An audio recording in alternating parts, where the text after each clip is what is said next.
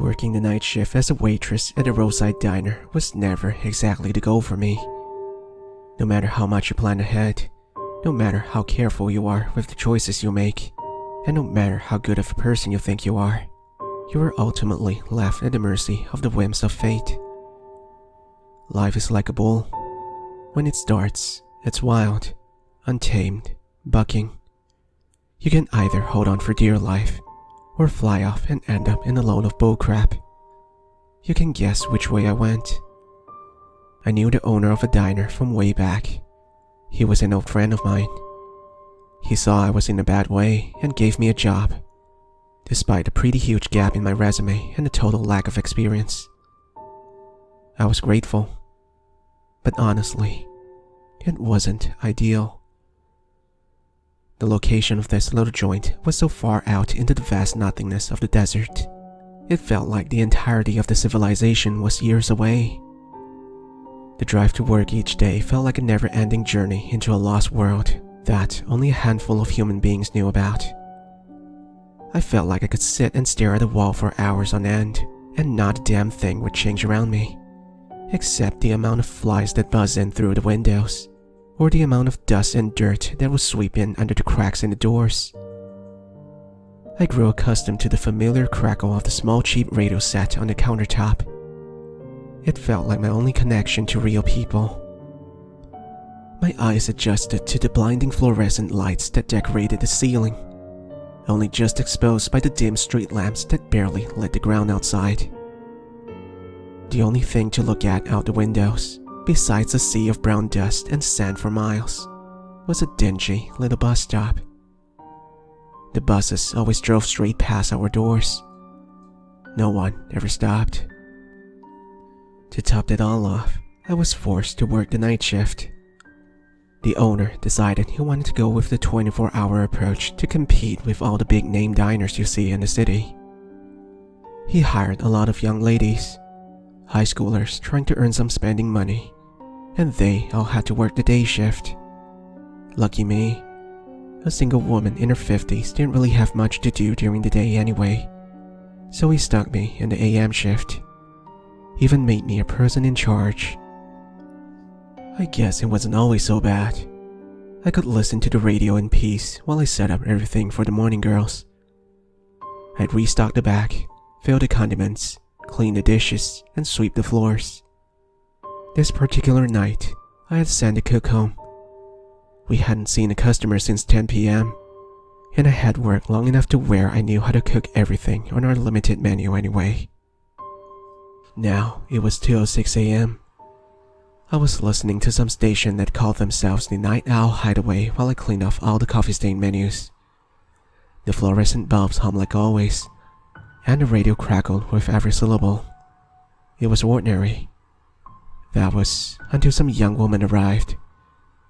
I saw her coming from a while away. Out the windows, we could see the horizon. She was walking down the dirt road, at a pace I could only describe as hurried but slow all at once. Her right hand clutched her left arm and never once let go. Absent-mindedly, I wondered if she stopped into our place. She made it all the way to the bus stop and stared up at its sign, squinting as if she was trying to read. I'd be lying if I said I wasn't staring at her, but I couldn't help it. Her skin was tinted an unnatural shade of grayish pink, and she stood so thin, I could swear I could see her ribs poking out of the sides of her tattered dress. She had worn down sneakers, coated in thick layers of dirt and mud, and the purse draped on her right shoulder had a giant hole in the bottom of it. In all honesty, I wanted her to come in to ask her some questions, but I'd rather she keep on walking and leave me be. But sure enough, after she squinted at the sign, she hurriedly walked into our front doors. I awkwardly got out of the booth I had rested in and smoothed down my skirt and apron. Before I could even get a word out, she was already speaking. Excuse me, but do you know when the next bus runs? I don't think it comes until about 3:30. They don't run as often in the AM, I said, trying not to stare so obviously at her. I set down my menus and heard her let out a noise, almost like a mixture of a groan and a whimper. Her eyes kept darting back from me to the front door. And the next bus stop? Do you know how far that is? Probably not for at least a mile, but I'm not entirely sure. The woman nodded her head, looking like she was fully expecting the disappointment she got. She let out a few shaky breaths as she adjusted her purse on her arm. Alright then. I'll just have to keep going. Thank you, ma'am. She turned and reached for the front door, but something made me stop her. Wait, miss. I said, rounding the counter and walking towards her. Are you alright? You don't look so good. Can I get you anything? I'm sorry, I don't have any money, she said quietly. Almost on cue, I heard her stomach growl and watched as she turned away to hide her face from me. I'm sorry, I really need to go. Come and eat, miss. It's on the house, don't worry about it, I said pleadingly. Something about her emaciated form hit my soul. I couldn't stand watching a young broken girl walk out those doors hungry and alone. Her whole being froze for a moment, thinking about my offer. She shuffled her feet awkwardly and turned to look back at me. Are you sure? I really don't have anything to pay you back with. I don't want to cause any trouble. I smiled at her as warmly as I could, trying to put her at ease. It's no trouble at all, hun. Now come on, come sit and look at the menu, and I'll fix up whatever you like. For a moment, it really looked like she booked it straight out the door and run as fast as she could. Her small form was shaking, and every so often, her stomach would rumble again. I think the only reason she stayed was because she physically couldn't handle the hunger pains anymore. She nodded, uncertainly, and shuffled over to the countertop. She was so small and delicate, it looked like she struggled to get on the high top seat. Looking down at the menu, her eyes raked over every single thing at least 100 times, and I could have sworn her mouth started drooling. She ordered politely and quietly, and said nothing else. She just crossed her hands in her lap and stared down at the countertop. I can't stay long, she called to me as I cooked in the kitchen. Really, I can't. I need to keep going. What's got you in a hurry? I asked. The young woman took a long time to answer. I peeked my head through the kitchen window and saw her mouth forming the shapes, but no words coming out. She closed her eyes tightly and hung her head in shame. I'm being followed, she finally got out, in a clearly pained tone. I have been for a while, and I need to keep going. I only stopped because I feel like I got enough of a head start. At the sound of her, I went silent. I wasn't sure what to say to that. Did I comfort her? Did I try to help? Did I want to get involved? It may sound selfish, but I was scared too. For myself in that moment. I brought this poor thing her food and stared down at her at that moment. She barely picked up her utensils, just began scarfing the food down with a ravenous, desperate sort of hunger I've never seen before.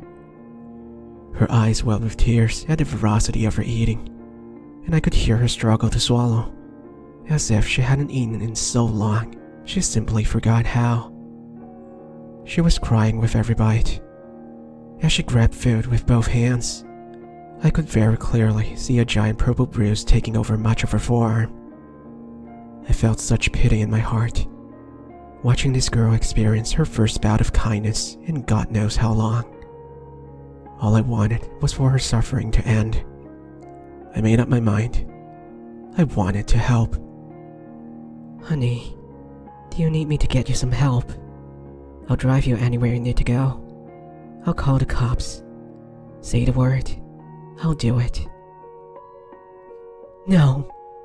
The woman's head shot up, and stared at me with an incredibly horrified look on her face. No, it's fine. I don't need help. I don't need cops. Don't worry. No one else has to get involved. It's my fault. I did this. Baby, this isn't your fault. I countered. Whoever's chasing you down, whoever's making you this scared, it's their fault. You don't deserve what's happening to you. I was an idiot, The young woman exclaimed. I was desperate. I trusted him. I believed him. And now... She choked back tears and hung her head down low, rubbing her eyes furiously. The radio crackle grew louder behind me, startling her. She gasped loudly and covered her mouth, nearly falling out of her seat. Hey, it's alright. It's just my old radio, I said. No, it's... She was cut off by the buzz of the fluorescent lights above us, flickering wildly with a loud, almost deafening hum. The street lamps outside started flashing so brightly and wildly, it looked like the morning sun had risen. My head shot to look out the window. That's when I saw it. A figure out in the distance, just passing over the horizon. The mere silhouette of a man. Before my eyes could make out any features, all of the lights on the street shut off at once, plunging the world outside into complete darkness. The figure disappeared into the shadows of the night. I should have kept going. It's too late. The woman's voice hit a frantic level, nearing a screech. I'm calling the police, I said, despite her sudden urgent pleas for me to not to. When I picked up my cell phone, it was completely off. The phone beside me didn't even have a dial tone. It was just completely dead. I stared down at the receiver in disbelief. The young woman's sudden words snapped me out of it. Please, you have to hide me. Please, I can't let him get me. Please, ma'am. Please. I had no idea what was happening at that moment, but that young girl was scared out of her mind of the man walking down the road. I didn't know what would happen if he found her. Being as frail as she was, there was no way she could protect herself against someone who meant her harm. Without even thinking, I rushed to the kitchen door and opened it, throwing a set of keys at her. Go inside the kitchen and lock it shut. Shut the partition in the window and lock that too. I'll hold him off. The young woman sobbed out a quick "Thank you" before rushing past me into the kitchen. I heard the familiar click of the lock. The lights above me still buzzed, each flicker lasting longer than the one before. The radio was all but static now, with not a single voice discernible in it. I grabbed onto the counter, for no other reason than I felt like I needed to be holding something. Then, all at once, everything stopped. The lights firmly and silently held their glow. The radio returned to the night owl hideaway. The street lamps outside the diner flickered back on. And the door opened. For all intents and purposes, a man walked through those doors. But it was a man like none I've ever seen before. Standing at about 6'7", this tall, spindly. Man's head barely made it under the doorway. He had jet black hair that grew in patches around an otherwise deformed skull. Some segments of his hair grew long, unkempt and wiry, while others lay flat on his head, as if meticulously smoothed down with great care. He wore a suit that completely enveloped his otherwise thin form. One sleeve ran far down past his arm, while others stopped at the middle of his left forearm, showcasing his shredded skin beneath. It looked as if someone ran his left arm again and again on a grater, slicing off thick sections of his flesh and leaving the rest flimsy and tattered. His pants had stains all over them, It looked as dark as oil and as thick as mud. He wore one loafer, immaculately clean and pristine, and on his other foot, a ragged tennis shoe caked in the same black substance as his pants. But by far, his most notable feature was his face. It wasn't on right. It looked as if someone carefully sliced the face off another man and hastily attached it to this one. It lay crooked on his lumpy head, tilted unnaturally to the left. The holes where his eyes needed to go lay uneven, with one eye perfectly visible, and the other half hidden by the matted, rotting flesh. His nose was completely bent in an inhuman angle, and his lips were shut tightly, as if sewn together. I couldn't breathe, let alone speak, when this man walked into my diner. The door shut behind him with a faint ring of the bell on top.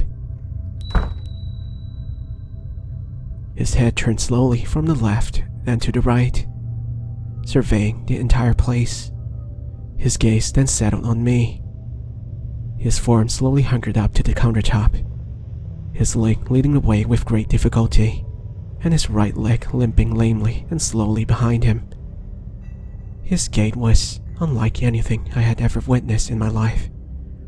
When he took a step, it was as if his entire center of gravity shifted from his waist to his shoulders.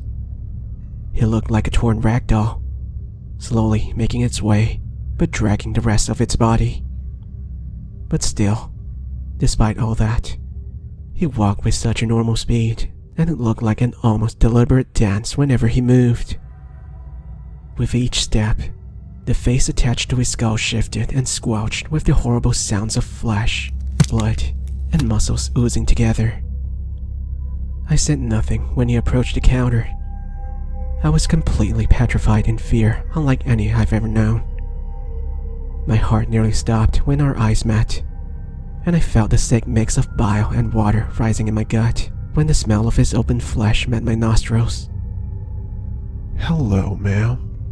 The figure wobbled out with a tone that sounded as if someone spoke underwater.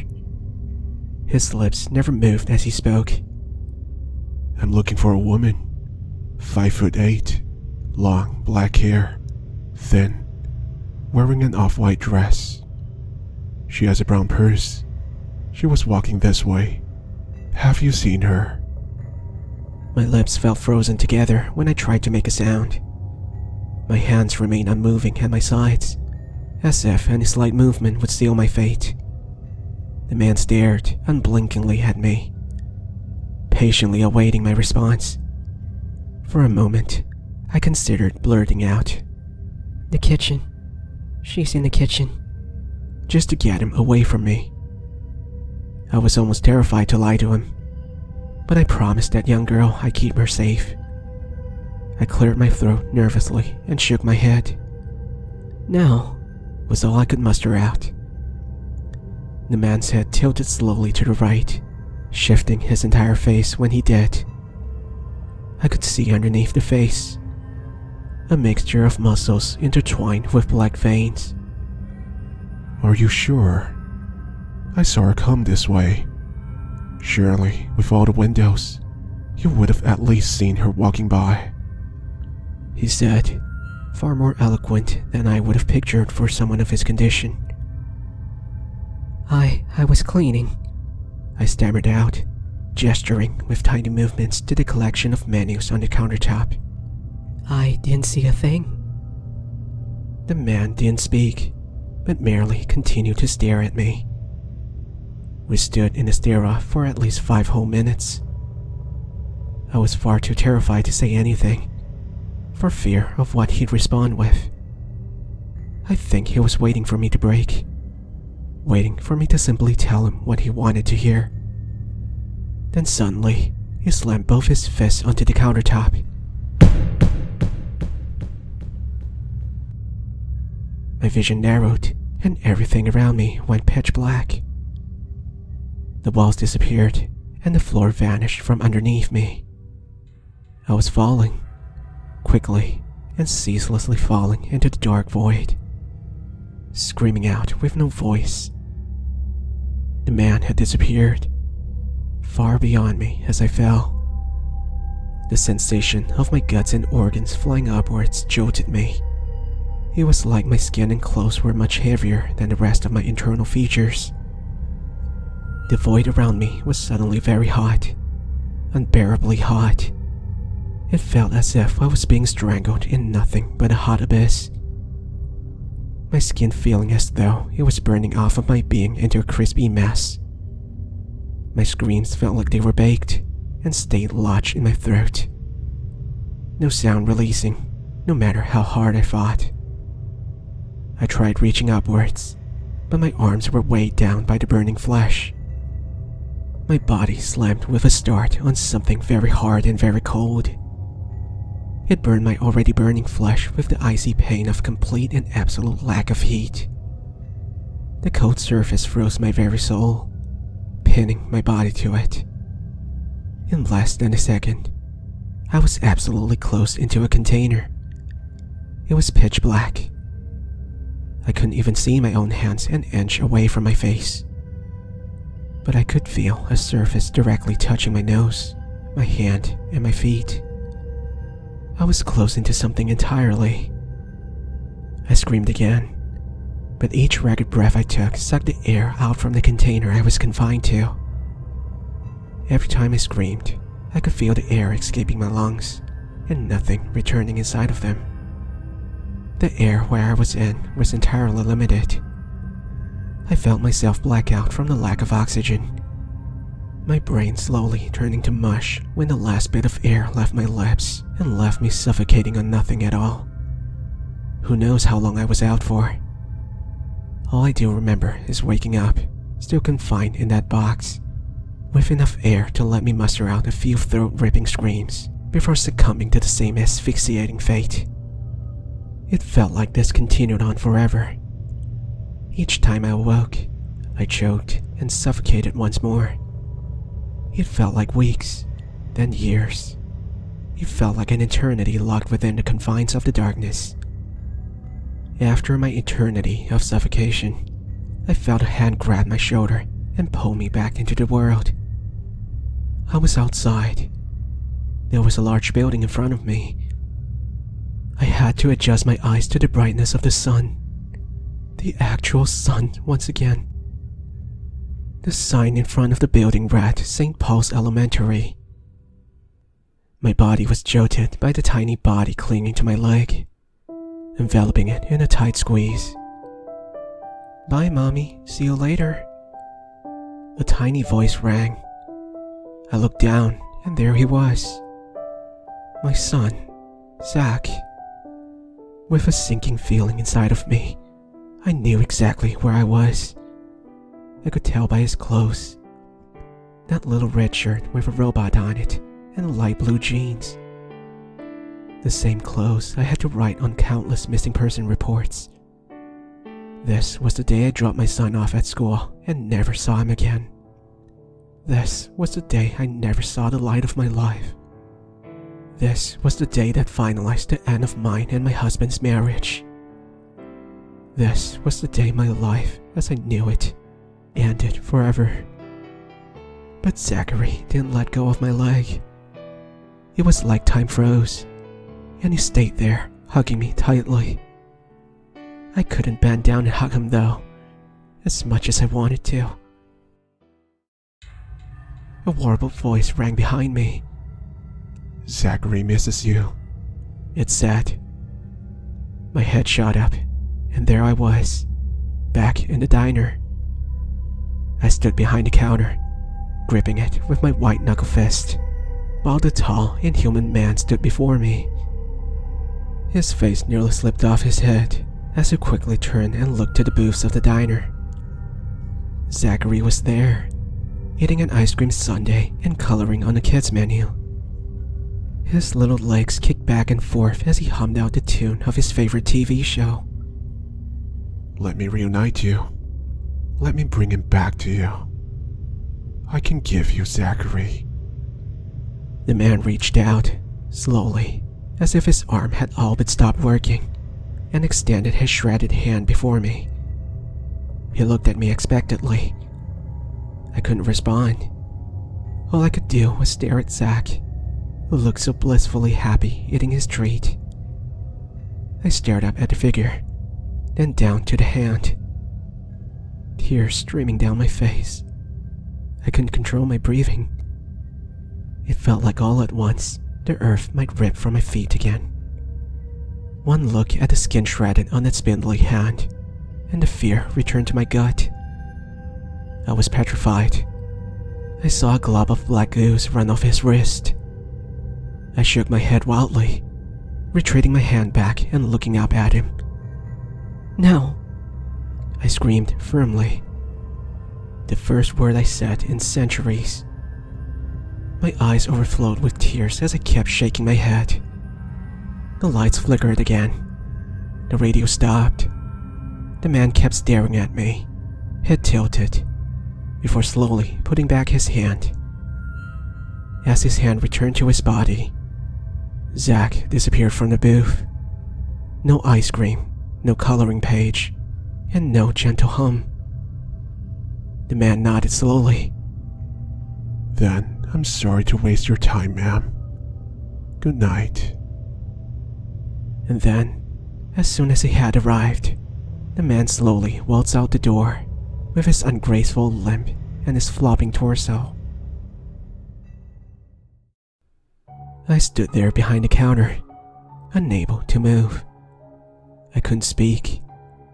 I could barely get a breath in. My body remained frozen with my hands firmly grasping the countertop. The radio cackled out and the lights buzzed. When I looked up at the clock, it was 4:35 a.m.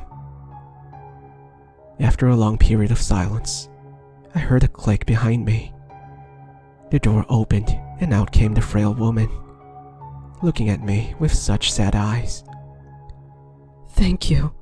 The woman said, choking back a sob. And I'm sorry you had to get involved.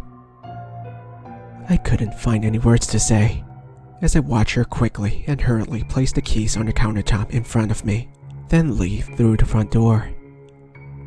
She turned left and went back the way she came, walking quickly over the horizon and into the night. I watched the back of her go into the distance and beyond, and stared into the nothingness of the horizon until the sun came up, and I heard the familiar ring of the door when my coworker arrived at 6 a.m.